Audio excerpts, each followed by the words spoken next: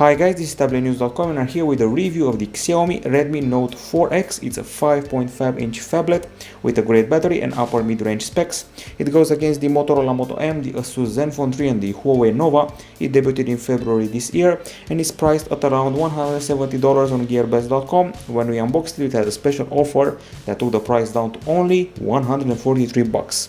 There are two versions, one with 4GB RAM and 64GB of storage, one with 3GB RAM and 32GB of storage. We have the latter. Now it's time to talk about the design. So the phone adopts the typical unibody metal approach with pretty discrete antenna lines here and here, slightly curved back edges, also very gently curved glass panel at the front. This is a pretty premium phone. It's made of metal and it has a pretty solid build. It measures 8.45mm in thickness and weighs 165 grams, which makes it a bit lighter than the iPhone 7 Plus, for example, by about 22 grams, but also heavier by 10 grams compared to the Asus Zenfone 3 5.5-incher. It has comfy buttons on this side, and it's a pretty wide phone. It's actually wider than the Samsung Galaxy Note 5, for example, which may make the one-hand usage a bit complicated. Still, not as wide as the Zenfone 3, the bigger version, and in the end it remains an elegant phone with a solid build and not bad looking for a Xiaomi. Now, as far as the display is concerned, it's an IPS LCD panel with a 5.5-inch diagonal and Full HD resolution. Also a pretty decent 72.3 screen to body ratio, and I mean the percent here. We do not have a video player pre-installed, so I had to resort to the gallery application in order to play videos. Now let's see what came out of that experience. So this is what the video playback looks like. So as you can tell already, we have a pretty good brightness here, pretty decent brightness, reasonable contrast in the sun, well calibrated colors and quite wide view angles, which is typical, I would say, for a IPS LCD panel. Now we also did a bunch of tests and let's see what came out of that experience. These are the pixels under a microscope. We have here an RGB stripes pixel setup and we measure the brightness. We achieve a top level of 380 lux units. The edges had the 349 or 341, but you cannot tell the difference. It's basically 380 lux units. It's rather okay, doesn't break records and doesn't reach the ideal threshold of 400, but still rather okay. It beats the HTC One M9 and the LG G5, but scores below the Huawei Honor 8 and the LG G4, so keep that in mind. Now on the settings front, let's see what we're dealing with. I'm talking about the display, of course. So we got brightness level, we got a reading mode with the strength slider here, all the apps and selected apps, and the reading mode serves to reduce glare. We got colors and contrast with warmer, standard or cool slider here.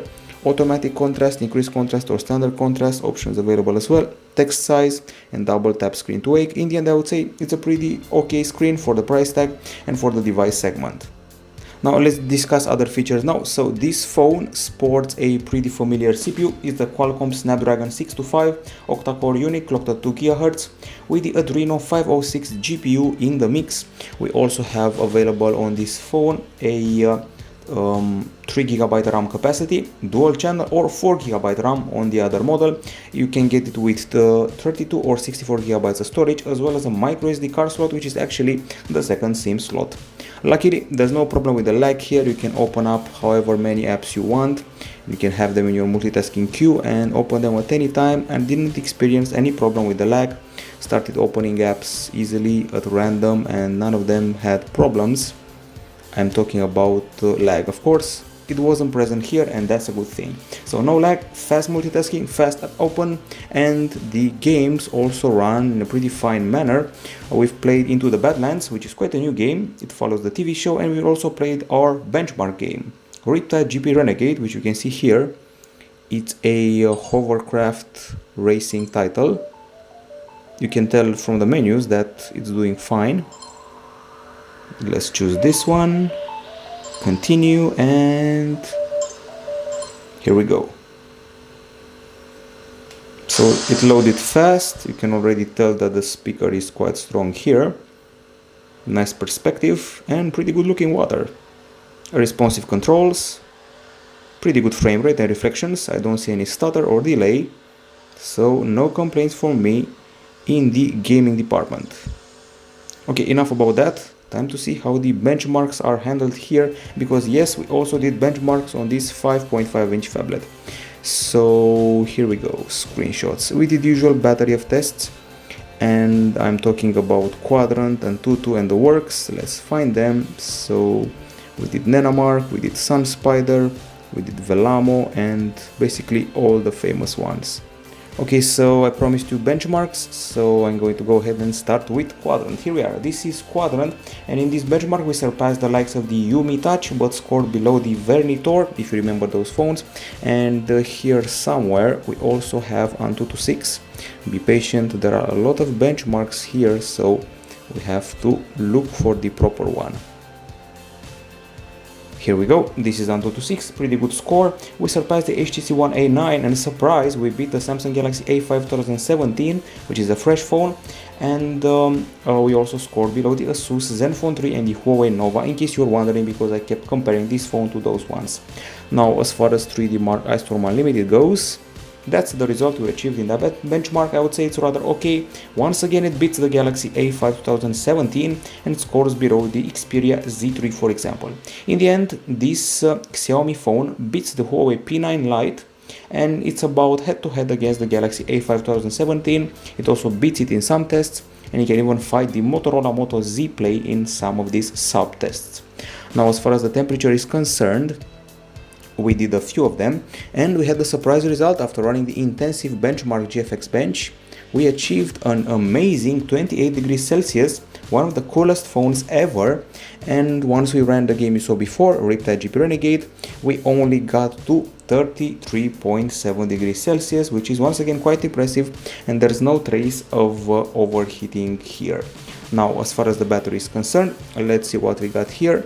We got a 4100 mAh battery, lithium polymer, quite impressive. On paper we're promised 15 hours of gaming or 18 hours of video playback, which is not exactly far from what we achieved.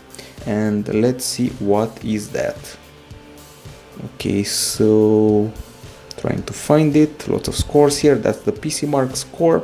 And as far as the battery score goes, I'm going to have to take my word for it, but let's actually try and find it. Quite complicated to navigate this interface and this pretty lengthy gallery, but we're trying to do it. Okay, so here we are at last. A continuous HD video playback time in a loop is 13 hours and 36 minutes, which is nothing short of amazing. And keep in mind, this beats the Galaxy S8, although by a minute or two, and also beats the Google Pixel XL. So totally impressive, but still below the Huawei Mate 9 and Huawei P10. But however, it beat the Galaxy S8, no small feat. And then we did a PC Mark, which is the continuous usage test, simulates continuous usage, and the result was stunning. 11 hours 19 minutes. It's actually the 9th placed phone from all the models we tested, beats the Huawei Mate 9, beats the Asus Zenfone 3 Max, but somehow scores below the Galaxy A3 2017 and the Motorola Moto Z Play. Charge was a bit on the long side, so a full charge requires 2 hours and 47 minutes, which is rather okayish considering what you get here. In 5 minutes you get 4% battery, 15 minutes you get 10% battery, 30 minutes you get 20% battery, and 1 hour gives you 42% of juice. Now when it comes to the settings for this battery, we got them here. We got power, and there's this analyze mechanisms that searches for power intensive features. We got battery saver here, it can be set to on or off, it can be scheduled. We got battery use, apps and hardware, pretty typical options, and app battery saver is also available, so quite a few options to play with. And here we have turn off mobile data when device is locked, clear cache, and heating notifications, quite useful to have, although the phone never heats. Okay, now we have this, manage apps battery usage, you can set it off or on, and choose apps plus system animations on or off. So a lot of tweaks here for an otherwise excellent battery. Now on the acoustics front, as usual, we got two grills, but only the right one hides the actual speaker. We do not get bundled headphones, and let's see what the music player looks like. Pretty typical, pretty straightforward and pretty minimalistic. And if you go deeper, you'll find some options like headphones and audio effects. We got headphone remote button options, we got assign buttons, we got an equalizer and the Mi sound enhancer that somehow can be activated only with the headphones inserted and then can only be activated like that again. Here we go, we got headphone types here. You can use a variety of them with some special settings for the Mi headphones from Xiaomi, but we did not have any bundled, but still we tried some AirPods on. Now let's see what the bottom speaker can do. So here we go.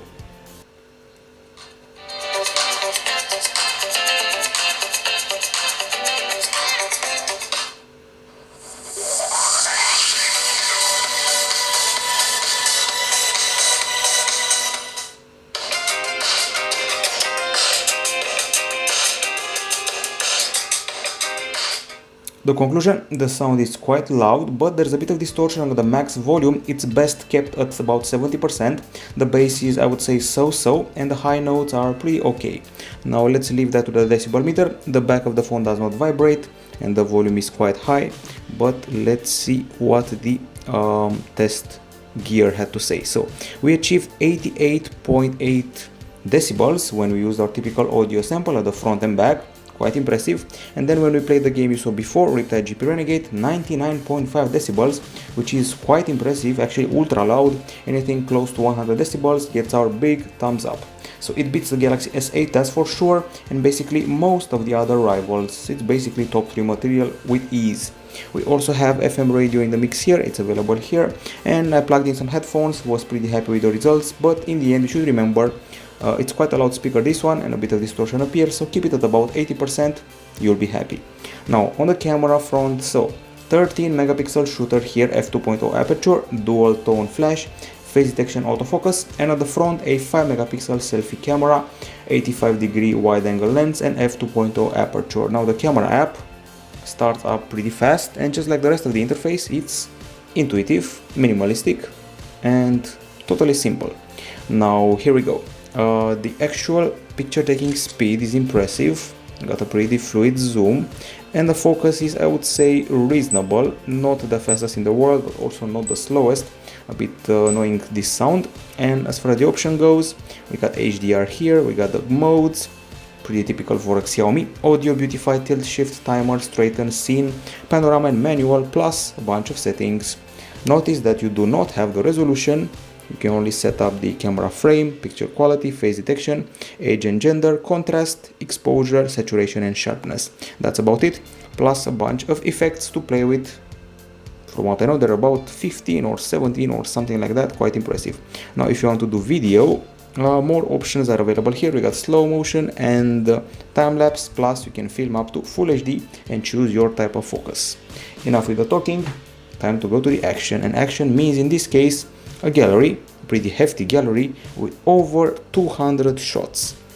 Okay, so we started off on a sunny day and we ended on a cloudy day in 2 different cities. So this is the sunny day, this is part 1 of the gallery. I would say it's quite impressive color wise and brightness wise, although if you look at the distance you'll notice that the leaves of the trees are not very clear, so it does not catch many details, that's for sure, but the lighting was quite okay. So that's the sunny day, and check out this demonstration of HDR, quite well done but also a bit too white.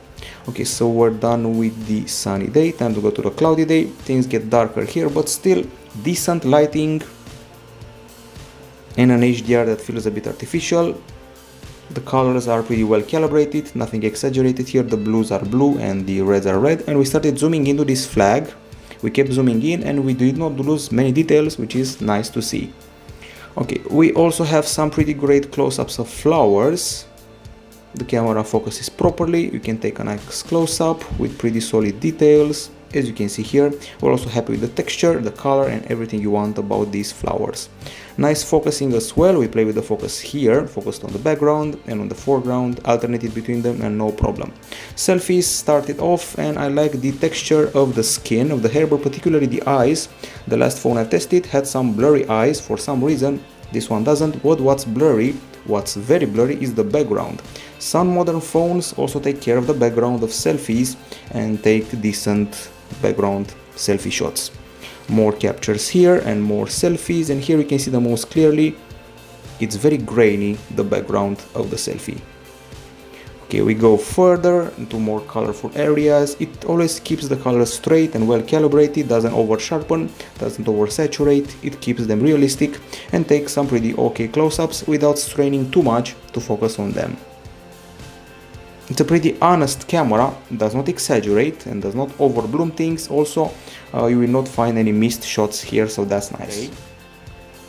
Now we also did a panorama or two, so the panorama has a pretty modest resolution of 6880 over 1824 pixels. It's rather okay, but it's very curved, and I would put this phone on par with the recently tested by our sister site GSM.com Nubia Z11 Mini. So go to their website, check out that review, and this phone is similar to the Nubia Z11 Mini in photo quality.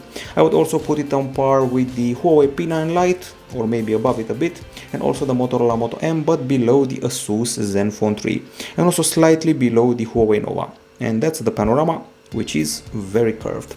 So keep that in mind. And those were daytime shots. Now we go to the night, because we always test the low light capacity as well. Now here we have big street light halos, some grain here and there, but overall okay textures of statues, objects, people and buildings. Some ghosting appears here and there, and some grain at the edges of the shots. If you want details, forget about them. The first zoom takes out the details. A pretty solid flash. You cannot tell everything is happening here. This is a hydrant, is it or not? But this is clearly a hydrant once the flash is activated. So when the flash is on, everything is okay, but a bit too much grain for my taste. In the end, for a mid-ranger, I would say it just does the trick and that's it. A bit yellowish, streetlight halos are quite big. It's not top 10 material, but for a mid-range phone, it can handle lower light situations without creating any chromatic aberrations, for example. Now that was the photo. Now the video got Full HD MP4, 20 megapixels and 29 frames per second. All the videos are here, and let me start off with those taken during the day. We have one here, it's HD only, and it's quite grainy if you look at it. If you start to look closely, you can see that the leaves of the trees are blurry. If you zoom in, you lose details. It's also a bit shaky, but the colors and lighting are quite reasonable. And that's HD. We go to Full HD in this case with a pretty solid hue of green, but once again, if you go into the distance and try to make out the leaves, you will not.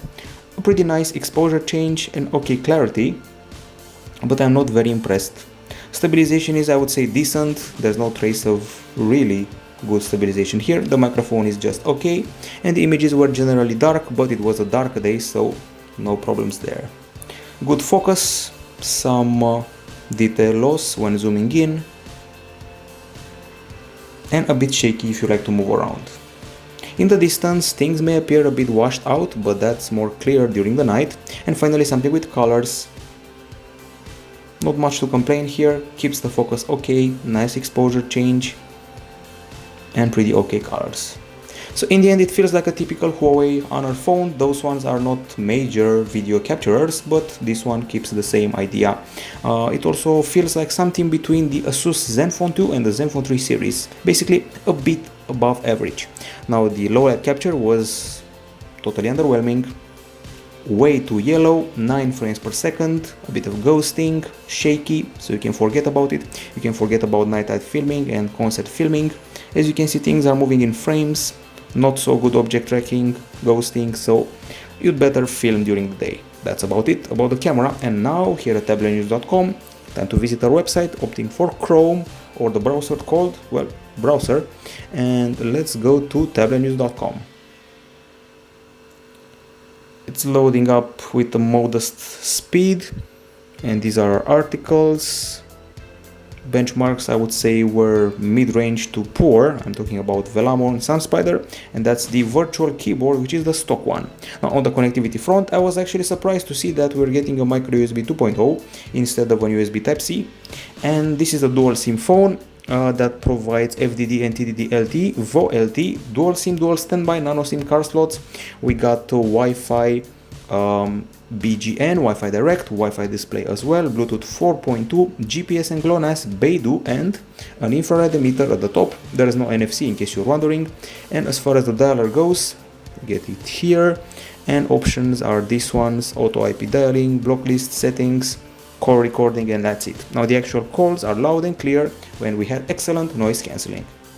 Okay, so we also did a speed test or two to test the 4G and Wi-Fi prowess of the phone, and let's see what came out of that experience. As usual, we have to navigate a huge amount of options here, and I will only tell you that we achieved 111 megabits/second downloads on Wi-Fi, 25 megabits/second uploads, and when it came to the 4G, we got up to 79 megabits/second downloads and 40 megabits/second uploads. We have them here somewhere, so here we go, 79 and 40 on 4G. Pretty good results if you ask me. Now you're probably wondering what kind of ROM or OS this one is. It's Android 6.0.1 Marshmallow with the MIUI 8.1 on top. So MIUI 8, it's our first contact with this version if I'm not mistaken. It feels a bit like iOS 7 with that skeuomorphic minimalistic approach. It's not for everyone, that's for sure. It's abstract, minimalistic, and leaves everything bare bones. We do not have an app drawer, we have few apps installed. Multitasking goes down like this or like this if you want another approach. At least you have a choice. Drop down, very cute, minimalistic and compact. This one I actually like. Quick settings, and of course the notifications. And let's see what else. If you keep the home screen pressed, you obviously trigger the apps, widgets, wallpaper, and effects. These are the widgets. And once again, the minimalism has been a part of the MIUI tradition for many years now. These are the effects, and it's time to go to the settings at last. So quite a few of them. Connectivity, display, wallpaper, themes. You can also go to a theme store, sound and vibration, lock screen and password, notification and status bar. And we have do not disturb feature, a second space, which once triggered, it basically gives you a new phone. So you can borrow the phone to a friend and have him use it as a new phone if you activate second space. Do not disturb. Light mode is also a thing here with a simplified UI, and extra settings for the child mode. Quick ball, which is basically a widget, floating widget with extra buttons. I've seen that on other phones. Gestures included, screenshot, headphones effects, one-handed mode, and the Mi Mover. Okay, we also have dual apps, and we did not forget the fingerprint scanner. So lock screen and password. This is the fingerprint scanner here, and it's time to set it up. So screen lock and fingerprint, add a fingerprint, secure it with a pin. 1, 2, 3, 4, and time to do the setup. It's vibrating every time I'm putting my finger here, and in about 10 or 12 steps you should be done. You can lock the screen, and let's see just how fast it unlocks it. I would say not exactly instantly, maybe a millisecond too late, but still I would say reasonably fast. I've seen faster, but I've seen much slower, and it's totally faster once the screen is already unlocked and you just do this. You press it and you're done. Now, as far as the apps are concerned, I counted them and it's actually a pleasant surprise. No bloatware, only about 30 apps, and you have to download your own Google apps. Gmail, for example, I had to download it myself. We got security, which is very useful. It has virus scanner, it has a cleaner, it has dual apps, second space, payment security, connection speed, and a lot of features baked into this app. Bunch of tools, very straightforward, recorder, FM radio, Mi account, and the works. There's themes, there's the Play Store, calendar, notes, which is very similar to the one on iOS actually. Music, Mi remote. You can use this one to control a variety of gadgets. You can see them here, a fan, a TV set-top box, TV, AC, DVD player, and many more. And that's about it in a nutshell. So no bloatware here. And it's time for the end of the review for the Xiaomi Redmi Note 4X, quite a mouthful. Now on the Pro side, we're dealing with a phone that has a solid design, a mature design, solid build, an excellent and fantastic battery, pretty good performance, okay picture taking, especially during the day, a reasonably good display. It's quite a loud phone, has a good price, and comes with infrared. Now those are the pros. On the con side, the video capture could be and should be a bit better. The interface may feel a bit too minimalistic for some people.